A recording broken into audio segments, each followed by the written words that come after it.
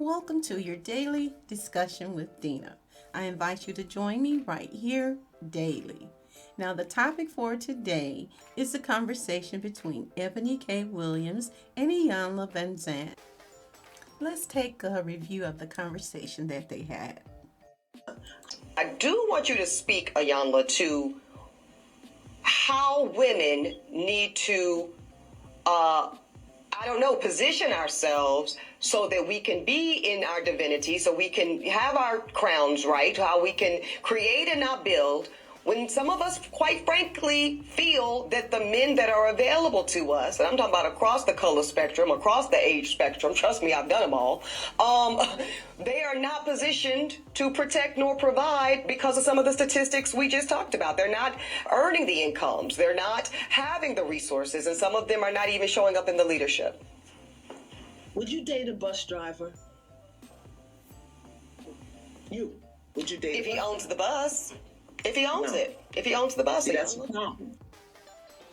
Iyanla said, see, that's a problem. Now, Ebony is a lawyer by trade, and she stated that she would not date a bus driver, but she would date the owner if he owned the bus. Now, her response seems to have sent the internet into a fury, a frenzy of sort. And it was just amazing to me to see because the internet is full of men and black men in particular that are constantly expressing what kind of women they don't want or have no use for. And as a matter of fact, there are groups like Red Pill and Men of Fear that are constantly speaking against relationships with black women in particular. Men that are constantly letting the world know that they don't want certain women, and they don't bite their tongues when telling women who complain about the men that they get to choose better.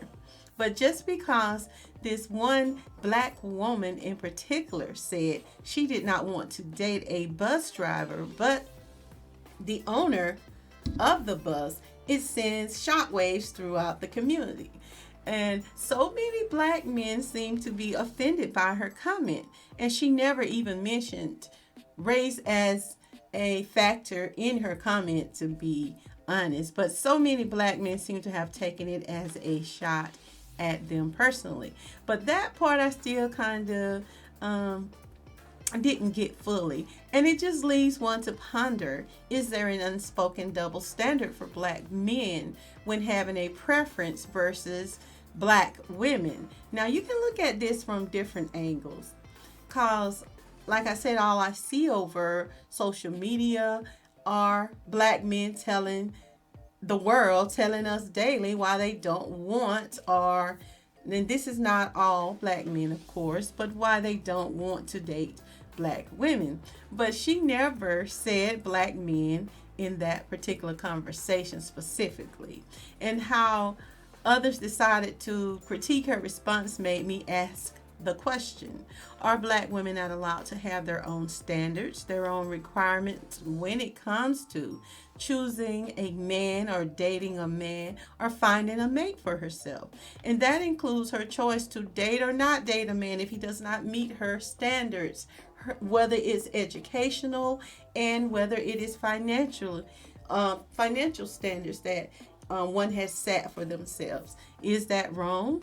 Because most men focus on the physical aspects of women for the most part, and we cannot deny that most men express immediately a woman's body shape as a criteria, her weight, her skin tone, her hair, and later on, oftentimes after the babies start to arrive, then he starts to examine her attitude and behaviors. But for the most part, many women are able to look beyond just the physical aspects of men. And I said many, and like I said before, there is always the exception. But I think women would look at men for, oftentimes we look at men for the potential. And some even think how she can add to his life, and sometimes it's false. But some often think that she has the ability to change him into what she wants him to be, and oftentimes they're wrong for even assuming this. But I personally think for the most part, women have always been able to look beyond that superficial aspect as far as just physically and see about future possibilities are building with that person. But now I think there are some that say, as guys have always said, I have standards in place now. I want you to meet this qualification before we can even get to that point where we are building together.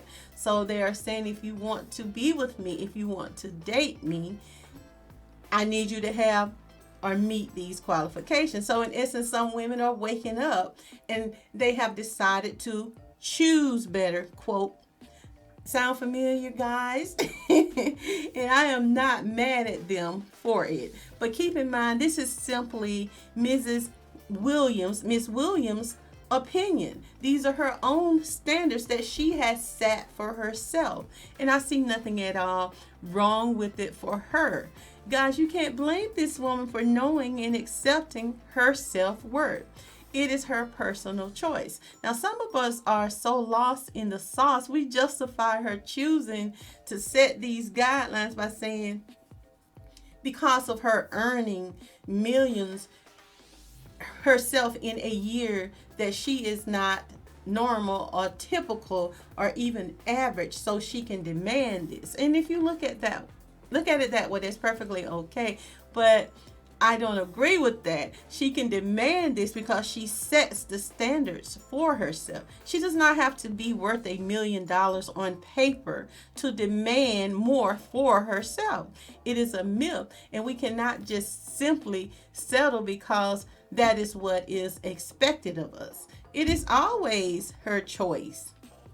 Whether or not you agree with her requirements, her beliefs, or even her own expectations, she herself and every person has the right to set their own rules and guidelines for whom they will date and what makes other people in their minds worthy of marriage or procreating with them.